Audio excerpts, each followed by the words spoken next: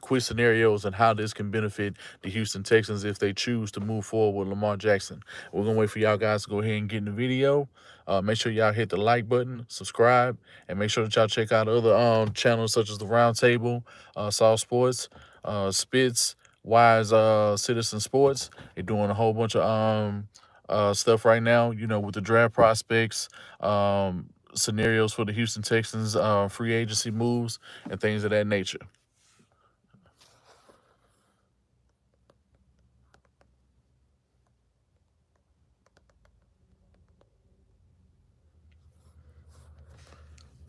And there we go. There we go. Y'all make sure y'all go ahead and y'all get on up in the chat. There we go. Yeah, it popped up. Y'all let me know how the let me know if the video quality is looking all right. Just wanted to do like a little quick 10-15 minute live stream and talk about the situation because we were talking about it in the South Sports Discord. This situation right here is unprecedented. You're gonna be able to have a guy that's 26 in his prime to be able to hit to hit the market. And I don't believe that the Ravens are gonna be able to match any deal if a team chooses to go along with him. And I think it's going to be a team is going to offer him well above 133 million guaranteed. That they said that the Ravens would feel comfortable paying out Lamar Jackson. But y'all make sure y'all hit that like button. Get in the chat because I don't see nobody in the chat just yet. Antoine, what's good?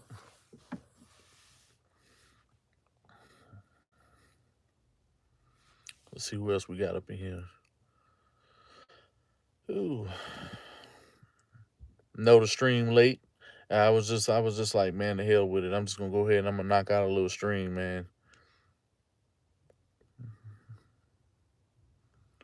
No more. Jimmy G is not coming here. It's not happening. Jimmy G is not coming here, and all that bullshit what people was putting out saying, "Oh, that they're interested, bro." That was fake. That was fake news, and nobody credible like Jay Glazer, Adam Schefter, or Ian Rappaport or Aaron Wilson put out that information. If y'all falling for that, that's on y'all. Um, Ryan Blair, what's good? Jonathan Jackson, what's good? How y'all feel about this Lamar news, man? Because I want to hear about the scenario. Because we're going to talk about a couple scenarios if the Houston Texans are able to land him, the asking price of what the Baltimore Ravens want for Lamar Jackson. If they are not able to strike a deal at minimum, is going to be able to get 2 first-round picks, but it is going to be negotiable. So it could very well be the number 2 overall pick, and then you add in a couple of extra, second or some other kind of picks that they're gonna be able to put within the conversation. But we're gonna end up talking about a couple scenarios. Man, I know you'll say a better opinion on this, bro. Come on, man. You know I'm finna give it to you, man. I'm just waiting on a couple more people to go ahead and get on up in here, and we're going to get on at it. Matter of fact, we're gonna go ahead and we're gonna get it started right now because I'm not trying to have the video be entirely too long, maybe about 15 minutes. What the scenario that I'm seeing right now, because the Houston Texans are already have 2 first rounders that they got last year that they got with Kenyon Green, Derek Stingley. If you trade a first round pick this year, whether it be the second pick, whether it be the number 2 pick, or if it's the number 12 pick, if you go to second pick, I think you can lessen everything else that you're gonna get after that. You can get a number 2 pick. You put the Ravens in a situation where they're able to get whether they want to get a quarterback, a top pass rusher, whatever it is that they want to do. And at number 12, you go out and you go secure Kalijah Cansey for the defensive line. That's my personal move. And if you're a part of the Source Code Discord, you're gonna know exactly all the reasons why we're saying this. He immediately helps out the Russian defense, provides interior pass rush, and you're gonna be able to build around him when it comes to the defensive front. When it comes to the linebackers, edge rush, even the guys that you end up bringing in free agency. Um, Personally, I'm throwing away the Browns picks. You can do it one or two ways. You can either give up the second pick, which I do what I can to be able to actually hold on to the second pick, and I would actually trade back unless Will Anderson is still there at number two. If a team somehow decides to be able to jump up and they want to go number one and they want to take Bryce Young or Stroud or AR-15, whatever it is that they want to do, that's the other team's prerogative. But if we still are able to maintain the number two overall pick in a scenario where we choose to make an offer for Lamar Jackson and he takes it. As far as the compensation is concerned, I would trade 12. I would trade the Browns pick, or it wouldn't even matter which pick we trade, whether it would be our pick or the Browns pick next year. You know what I'm saying? It's not even really going to matter. The reason why I kind of want to stand pat at 12 when I think about it is because you wouldn't really have to move back, and Kalijah Cansey is already going to be there for the taking. Him or Jalen Carter is going to be there. The way that the boys are going to end up sliding, because Jalen Carter has all these things going on right now, and you can fix the interior D line. And defensive tackle, is a premium position this year because the guys that you have at the top are very, very good, and then it starts to tail off towards the end. And it's not that many really, really, really good D tackles, but you have a lot of edge rushers, whether it's at the second or the first levels of the defense. Um, you're definitely going to end up being in a situation where you're going to have to address linebacker. Trent Simpson, Jack Campbell are my top two candidates. I understand people like Diane Hanley, and I know people like Drew Sanders and things of that nature. But Trent Simpson and Jack Campbell are D'Amico's dream at the linebacker spot. Great instincts, can play on the ball, great off the ball defenders, can run sideline to sideline, can shut down the run, can seal the edge, and can provide some pass rush if you choose to use them in those type of situations. Um, when it comes to the Lamar move, if you are able to hold on to the number two overall pick, I'd move back. I move back a few spots within the top 10, get some more picks, add to this roster. And if you have Lamar Jackson, and depending on what you choose to do, whether you restructure Brandon Cooks and he ends up staying on this roster, you already provide him a veteran presence that's better than anyone he's ever thrown to. You're gonna have a situation where you're gonna have Mechie. Who knows what you're gonna be able to do with Miko? I mean, with Nico Collins in this situation, you could very well end up making him a viable option in the NFL. Quentin Tarantino's, you're going to be able to do something with him at the tight end spot. I think they should still go out and make an investment and get a big guy like Darnell Washington. I think what he's going to be able to do in the run game, as well as what he's going to be able to do on the catching attack, is going to be lethal. Red zone, third down, no one is stopping him. Nobody's going to be able to jump with him, and he's entirely too lanky and too rangy, and his body type is going to be able to shield off anyone under 6 foot or less. You're not going to be able to jump with this dude. As long as you put it to a place where he's going to be able to catch it, there's nothing you can do. I'm not really going to address the draft, but these are just some of the scenarios that I was talking about with some of the fellas. And man, and we're not even talking about what Damian Pierce is going to be able to do. We're not even talking about that. Like the O line, whatever deficiencies you have within the O line, automatically are going to be able to be corrected. Titus and Tunsil are already on the perimeter. They're going to be able to do a good job.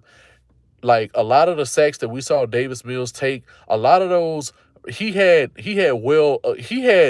ample time. This man had on average like 5 seconds in the pocket. That is very good. If you can't make a decision and pull the trigger, he was holding the ball way too long. He couldn't do anything outside the pocket. He was literally stepping into multiple sacks last year. He stepped in at least 23 to 25 sacks last year when he didn't have to. He has poor pocket presence, and with everything that you have with Lamar Jackson, you're immediately going to be able to alleviate at least 30 of those sacks, just because he's going to be able to outrun, outshake everybody. He has too much agility. He holds on to the ball well. He doesn't turn the ball over a lot, and you're going to be able to see him excel as a passer at the next level, under Bobby Slowick. You're going to have Gerard Johnson, who's going to be able to help refine his, everything else that people claim is a problem, which I don't see him as a problem. He has great throwing technique. He's able to step up in the pocket. He's able to get outside of the pocket and be dynamic. We already know what he is as a runner. And he's going to be able to hide any deficiency, even if you, depending on what you do in free agency. If you get a guard, you get a center, and if you still choose to go within the draft and you do decide to be able to get a guy like Steve Avila, John Michael Smiths, and at various positions in the interior portions of the O line, you already got the Colts O line, who's the best O line coach on this football team as it stands right now, paired with D'Amico Ryans and his defensive mindset, going to be working with Matt Burke very closely. And we already had the number one special teams in last year, and I think that that's going to be able to translate. And what Cameron Johnston did for this football team last year in terms of ball placement and getting the ball down, in 5 yards or less, is going to bode well for the Houston Texans going forward. I think what a lot of those short fields are going to be able to get a lot of touchdowns, and people are they're going to be able to get very, very, very great calls. So you're going to be able to put up points, and I think it it's going to showcase the defense on an entirely different level when you have Lamar Jackson. I think the fact that what he's going to be able to do, you're going to be able to convert third and fourth downs on a much higher level. Play action is going to be out of this world because you're going to be running the Shanahan scheme, which started here in Houston, because you have all of these 49er fans out here who want to say we're stealing stuff from the Houston, when every single person, Mike Daniels, Robert Salah, D'Amico Ryans played and was drafted by the Houston Texans. Kyle Shanahan's first job, first offensive coordinator job started here in Houston Texans in 2009, and look at what he's done to every single team after he left the Houston Texans. Y'all owe us. We don't owe y'all. Like he's the like it's just because he's coaching y'all right now, But that's another time for another video. But I just wanted to put that out there because a lot of people say a lot of things that Google could help them out with. But Nico could do a lot of things. Texas fans already just missing Lamar Jackson. And at the end of the day, you need to point them to this direction. And at the end of the day, they need to use their minds, because casual fans, if you're going to sit here and you're going to say at the NFL level right off to the bat that an MVP caliber quarterback is going to play second fiddle to Bryce Young, and I love Bryce Young and I love CJ Stroud, I love AR-15. You have a lot of Texas fans out here saying that we need to tank and we need to get Kalen Williams. If you saying that, if you have that mindset, you're a fucking weenie. Like I don't know what's wrong with you. You know what I'm saying? I don't know what you got going on with life, but you really not watching football that closely. And at the end of the day, if you believe in Caleb Williams, who can't beat top 10 teams, who has shown the ability to not be able to get it done when the game counts, and he's not doing anything in the playoffs and has made nothing like I don't. He's an overrated quarterback, But people gonna feel that way that they're gonna feel about him, and at the end of the day, that's what it is. You know what I'm saying? You can feel how you want. Ewers and Drake May. I'm in North Carolina. Drake May is cool. He's okay, but he ain't. NC quarterbacks are better than North Carolina quarterbacks. That's just a rule of thumb. We can look at the history. You can look at and see that they had Russell Wilson. You can see that they had Philip Dorsett. They had TJ Yates, who took us to a playoff game. They've had several quarterbacks over there over the last couple of decades that have been in the NFL and have performed at a high level. Who do they got coming out of North Carolina? Nobody. But I digress. That's for another video. When it comes back to the Lamar Jackson, I think if what's going to end up happening and what should happen, Nick Caserio has to entertain a scenario where it's a legitimate situation where they can bring Lamar Jackson to this franchise. You already was sort of on the hot seat before the D'Amico Ryans happened, so you've already softened the blow and you've already bought yourself some time.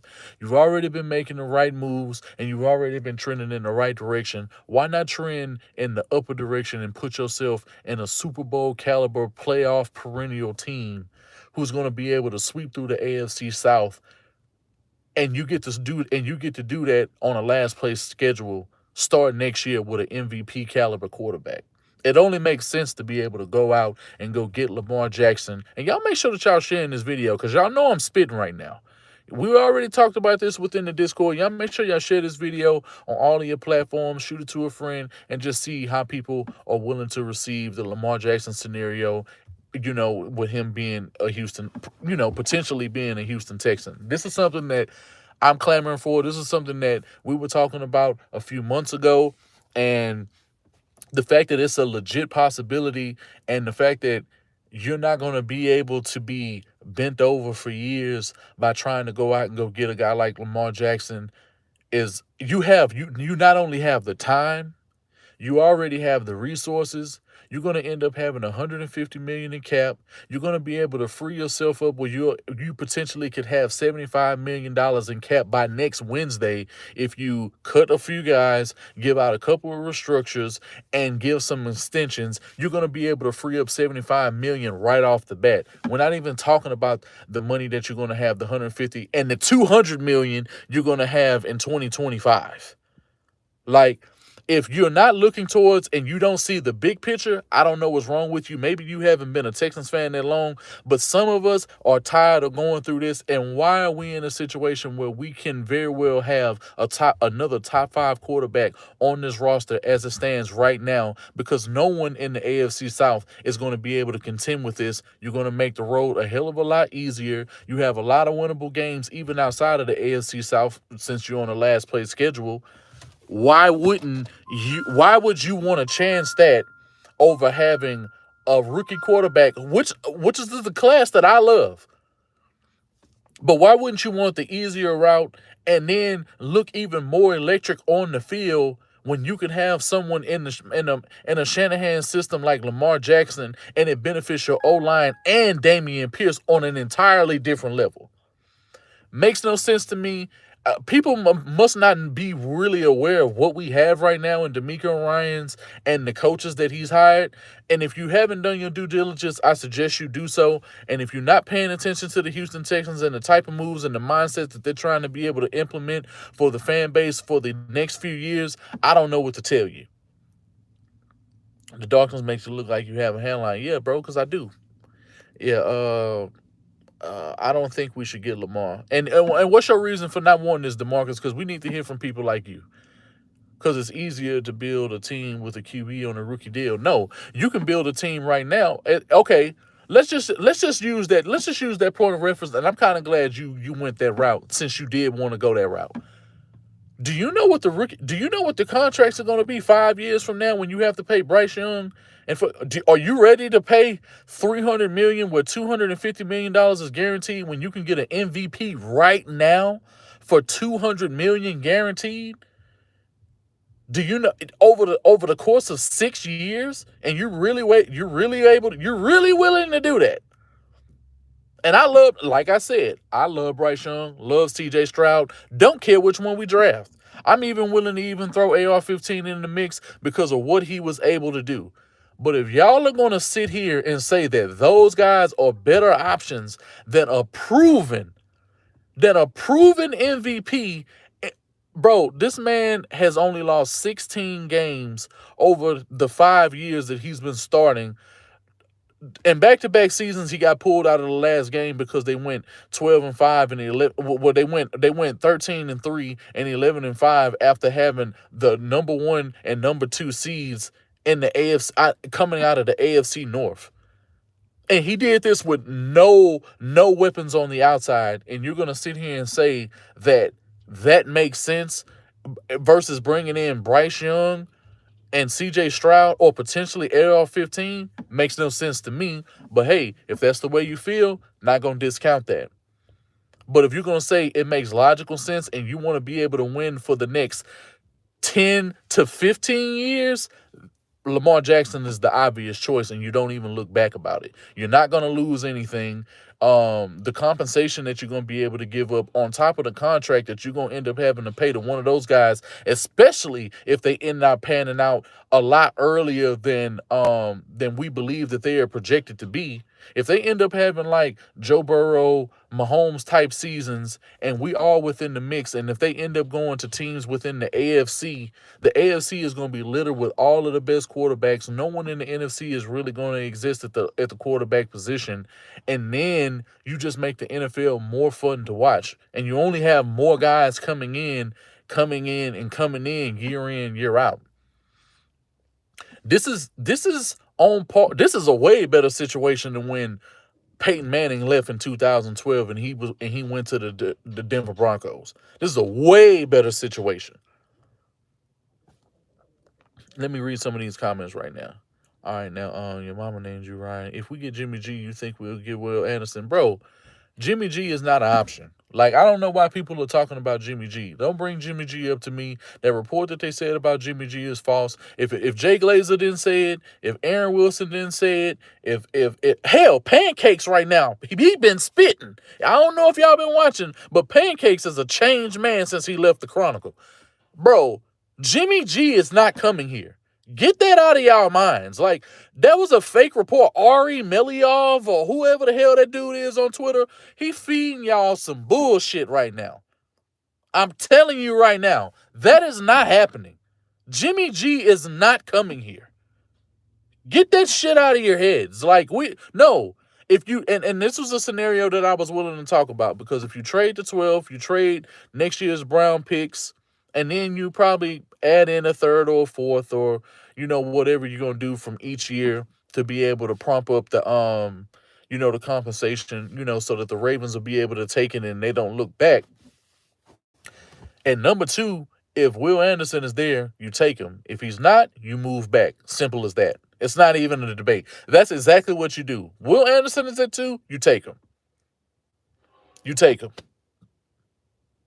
If you're in a situation and you give up the number 2 pick and you don't have to give up another first round pick because you gave up the number 2 pick is going to be able to basically cover what the Ravens could do with the quarterback position for the next 4 years.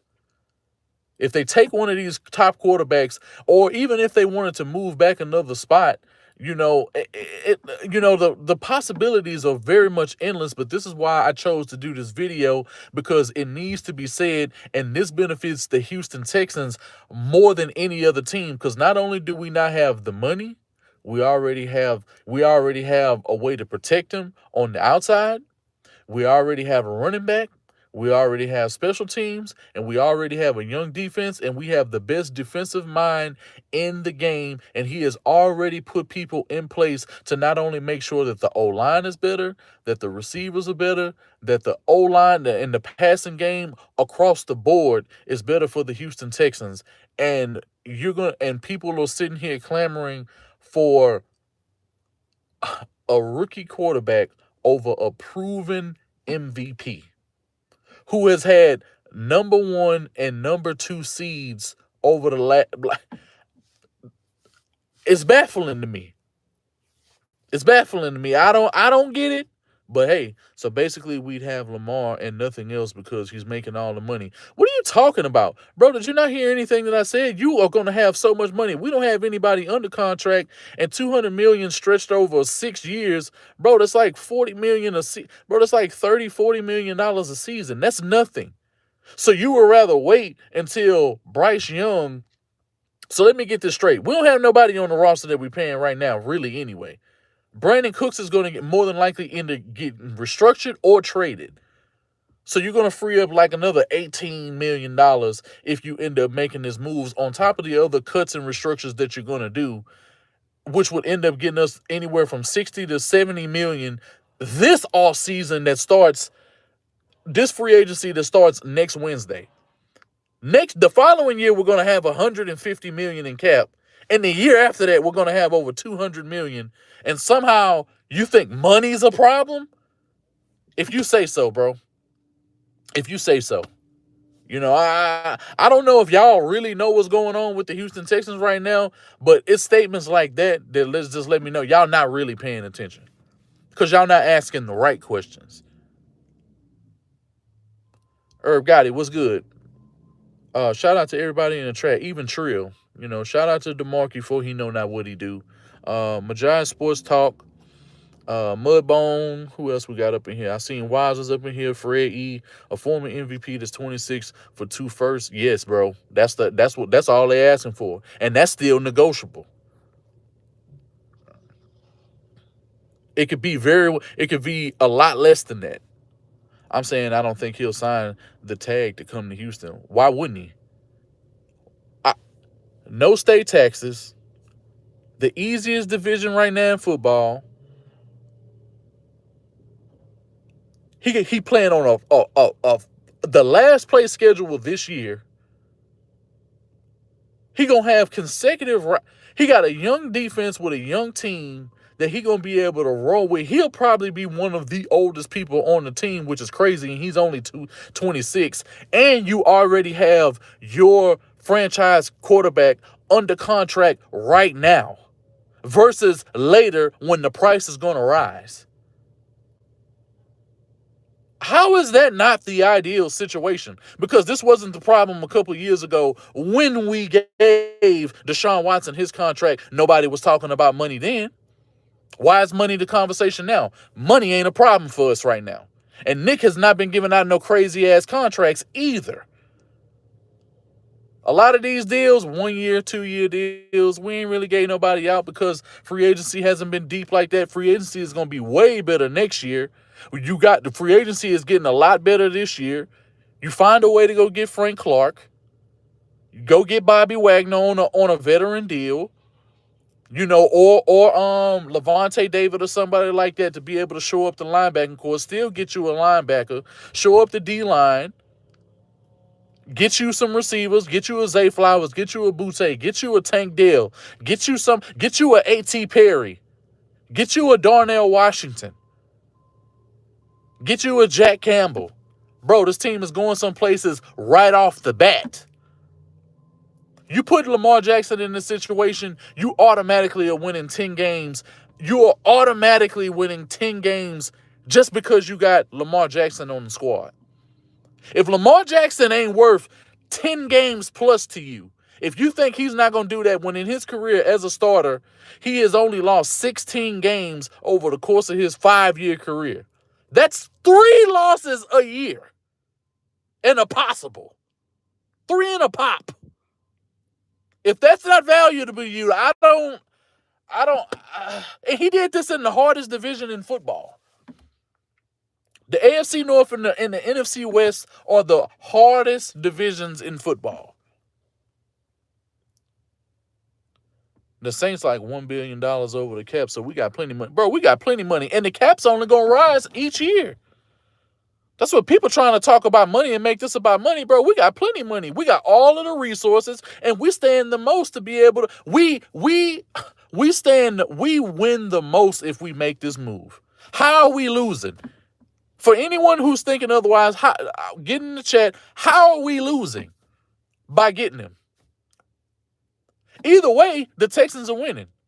The Texans are winning whether they get Bryce or Stroud. They winning whether they get Lamar. Bro, like, it don't matter. It really does not matter. But you're gonna say, bro, you're gonna stand to gain way more, and you gain way more national acclaim and validity across all franchises. You have to be taken seriously.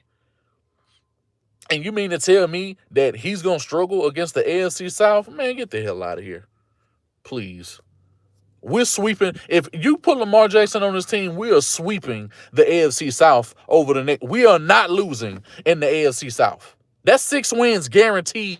5 to 6 wins, because maybe one season in the first 4 years, we may lose a game. We may lose a fluke game because it is the divisional games, and divisional games can go like that, regardless of how good they are or not. So you can have an off game. But my personal projection, you bring Lamar Jackson here, at the very least, in 18 games, you're going to win 17 of them against the division. 6-0 is a distinct possibility. Right off the bat, you can just count 18 wins for the Texans that are easy wins. That means at the most, you have to try to win 6 or 7 games just so you can be the number 1 overall seed And when have the Texans ever been in a situation with a quarterback where we'll be guaranteed to be able to be a top 2 team in the AFC with a legitimate quarterback and a legitimate young team that is willing to play hard, and we got the fucking coach to compensate for it? If that ain't got you hype, bro, we ain't doing our job. I just don't. Like, I don't even know if I should do Texans. I don't even know if I should do Texans videos no more. Like, I already don't do them enough right now. We're going to start now because, shit has already turned. I've been having a lot of other stuff that I have been having to take care of. So I've been a little bit neglecting y'all on the channel and stuff like that. And I apologize. But, bro, if y'all finna say that what I'm telling, I ain't never lied to y'all. The sauce ain't never lied to y'all. And everything that we can see, everything that should go happen, it needs to happen. Point blank, period. We not losing, bro. It's not happening. If we lose a fluke game in the division, it'll be no, it won't be the Jags. It won't be the Jags. The Jags already got their win. They ain't due to whoop us for another 4 or 5 years. Tighten up. What's good? It's been 5 years since they last win against us, which was in 2017. They not finna beat us for another 4 or 5 years. The Jags, they got their win against us. They ain't getting no more fluke wins. It's over with. The Titans, more than likely, bro, I don't even know if y'all know this. The Titans, bro, Jeffrey Simmons ain't even under contract for the Titans. The fact that they already thinking about, like, the fact that they even have to present themselves or putting themselves in a situation where they may have to get rid of Derrick Henry just so they can make extra moves is already bad enough. And once we get Kalijah Kancey on the D-line, who the fuck is worrying about Derrick Henry? Anytime we've had a legitimate D-lineman, Derrick Henry ain't no problem for us. And we got a Titans fan in here. Bro, yes, sports fan entertainment, bro, they all saying it, bro, like, okay, bro, we want to be able to move up, but they ain't got the compensation. How the hell are they going to move up and get anybody quarterback-wise? How they going to have to look up and try to get somebody? If anybody, they could stand to add Jimmy G, not us. Jimmy G, you just pushing yourself back for what? Why would you do that? If you're going to get a proven veteran, you go get the guy who's the MVP. You don't go get the guy who can't even stay on the field, that has never stayed on the field since he's been starting in the NFL. It doesn't even make any sense. It doesn't make no sense at all. Cleveland got 2 L's in a trio. Oh, yeah. You can count on... Let me see what the hell y'all in here talking about. If Nicky gets Lamar and still get a good draft, he's the GM of the year. Yes! And then you got, bro, you on a last place schedule. You're going to have new jerseys. You're going to have a new swag. You got D'Amico Ryans. The defense going to be fired up. We're going to have all pro. Bro, Jalen Petrie finna go off. Stingley finna go off. Jonathan Grenard more than likely is going to do what I thought he should have did under Lovey last year. Bro, Jerry Hughes played absolutely great. Christian Harris has taken a major step. Barring injury, and that's across the board to everyone in the NFL. We're not limiting that to the Houston Texans. Bro, it's too much that the Texans stand to gain if they want to go after Lamar Jackson, and it needs to be a conversation from with Nick Caserio, D'Amico Ryans, and they got to say, hey, man, we can't say we want explosive players. We can't say we want to. This is the most explosive quarterback in the league as it stands right now. We already have better guys on the receivers that are already on the Texans, and we ain't even drafted yet, than Baltimore has ever had. And you really willing to risk that? And you really like if you get Zay Flowers, if you get A.T. Perry, you get Tank Dell, you get anybody that y'all personally like in the draft. Because I haven't discussed with y'all who y'all like. I personally like Tank Dell more than anybody in this draft. Him, Boutte. I like Quentin Johnson. I like Zay Flowers. I like Josh Downs. I like Hyatt. I like Cedric Tillman, A.T. Perry. Y'all seen the combine. Y'all seen what these receivers was doing. And y'all damn sure seen what these corners was doing. And these edge rushers and these D linemen.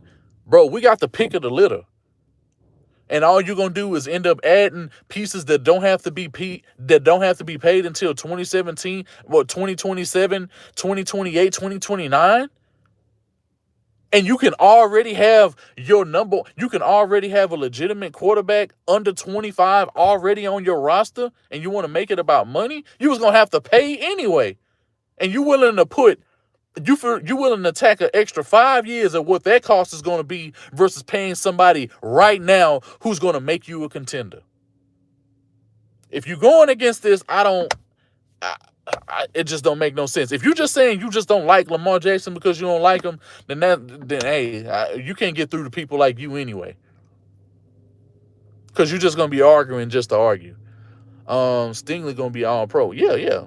That's what I'm saying, bro. Sauce is only an all pro because he played in New York, bro. He didn't really do anything amazing like that. He gave up touchdowns. Stingley didn't give up no touchdowns. Was playing way more snaps. Bro, they both played fantastic receivers last year. They both did what they had to do. Tariq Woolen was better, if we want to be honest. If anybody that was at corner last year who deserved to be an All-Pro was Tariq Woolen, not Sauce Gardner. But I'm gonna make that. But they ain't got nothing to do with this video. I'll talk about that on something else. What if we give the 12th and the first next year instead of the 2? Yeah, that's what I'm saying. If you do that situation, Howard, man, what's good, Howard, bro? If you do that, you take Will Anderson at number 2 if he's available. If Will Anderson is not at 2, you just move back a few spots to be able to get somebody who you're going to add to, and then you just pick a few picks later. You're going to be able to pick up 2 first-rounders. So what are you really losing if in this draft? You're going to still... Excuse me. You're going to be able to add more first, more second, more third-round picks in this draft. Like, the wide receiver class is deep. The tight end class is deep. The corner class is deep. The safety class this year is deep. Linebacker is not as deep as you would want it to be, but it is it's about 7 legitimate linebackers in this draft who you can go out and go get, who are going to make an impact. Edge rushers, you got them. Bro, you got edge rushers all the way till about the 5th or the 6th round in this draft. Like, if you've really been doing your homework, this is the draft to be able to get an edge rusher or something like that. D-line, if you're going to prioritize that, you got to prioritize it early, which is why I'm saying, okay, if you don't have Will Anderson there at 2, just move back. You got running backs galore. You got Deuce Vaughn. You got Devin A-Chain. You know what I'm saying? You got Jahmyr Gibbs, Charbonnet. Like, we can go on and on about the talent in this draft, man. Like, get Lamar Jackson. Do what you can to hold on to the number 2 pick. Anderson ain't there. Trade back within the top 10. Accumulate even more picks. If you have to move up, you will be able to. There is no excuse why DeMeco Ryans is not on the phone right now talking. This is the main reason why I do it, because we have to put this on there, and we got to make sure that DeMeco Ryans and Nick Caserio are doing their fucking jobs. You cannot say you want to build the best roster and you bring in fucking Jimmy Garoppolo. Like, Jimmy Garoppolo ain't taking you nowhere, and DeMeco know that of anybody. Where the fuck is he taking you? Nowhere. He'll take you to the Super Bowl and lose, but he ain't taking you to the Super Bowl. The defense and the running game was. The coaching is. Garoppolo's not the answer. So why are you going to waste money and put yourself in cap purgatory to pay somebody $30 million, $40 million? That's when it becomes a problem, when you're giving somebody like Jimmy Garoppolo money when he don't even deserve it. We're not in the situation. We don't need no more stopgaps. We don't need no more Davis Mills. We don't need no more injury riddle anybody. We don't need that. Go get Lamar Jackson. 12th order second pick, whichever one you do. If they insisted on taking the second pick, giving the Browns 12th next year, probably push in a 3rd or something like that. So just to make sure that the compensation is nice, you're not giving up a whole lot. And even if you wanted to, you could still take Kancey at 12 because he's undeniably the pick at number 12 if we still got the 12th pick. Kalijah Kancey better be the pick. He better be the pick. If he don't get swooped up by the Titans or by the fucking Eagles, Kalijah Kancey better be the pick at 12. Will Anderson, if we still have the number 2 pick, better be the pick if he's still there. If he's not, move the fuck back, get more picks. You finna have a field day in the draft. A field day. Don't we just have to offer? Yeah. And they have to match. And if they don't match, and at the end of the day, it don't matter what Baltimore do. If you really believe that Lamar Jackson is going to still take a deal by the Baltimore Ravens when they haven't provided him any weapons and have not done this in 5 years, and then when they do have him, they traded him away to the Cardinals, he's going bye-bye. You already proved you don't believe in him because you let it get to this point already. He was done with negotiations before the seasons and told y'all, I ain't negotiating during the season. I'm going to do it after the season. I'm going to concentrate on football. That already lets me know it ain't all about the money with Lamar Jackson. He ain't no fucking diva. He ain't nobody you got to worry about off the field shit with. He ain't worried about, and he protect himself on the field. What's not to like? Hollywood got traded to the Cardinals during the season. It doesn't make any sense. Yeah, Baltimore thinks that they can still win the way that they won in year 2000 with just great special teams, a good running game, and a running game outside of Lamar. The only thing that make their running game even look legit is because of what Lamar Jackson is doing. They running backs ain't getting 1,000 yards plus. What the hell is Gus Edwards, J.K. Dobbins, all of these dudes doing? They not getting it done. Without Lamar being on the field, you see what their run game is, which is why they was talking so loud and they was getting on Pace ass during the playoff game, and they was talking down on Brett Hundley without trying to really talk down on him because they already knew Lamar gave him the best chance, and this is the whole reason. If Lamar would have been able to play in that game, which they only lost by 1 point, you finna tell me that he ain't finna do a way better job than Brett Hundley in the playoffs against his division rival who he had beat early on in the season? Don't make no sense to me. And if he can beat the Bengals with Jamar Chase, Higgins, all them boys on the field, with a young defense, with a good kicker, with a good coach, you mean to tell me he not going to excel at an even higher level? Because ain't nobody on the level in the division on Cincinnati level.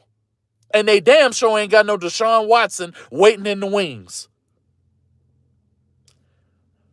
Y'all go ahead and y'all get in the comment section, man. I'm finna go ahead and cut this video short because it ran on a little 13, 14 minutes longer than what I really wanted it to. I appreciate y'all coming through.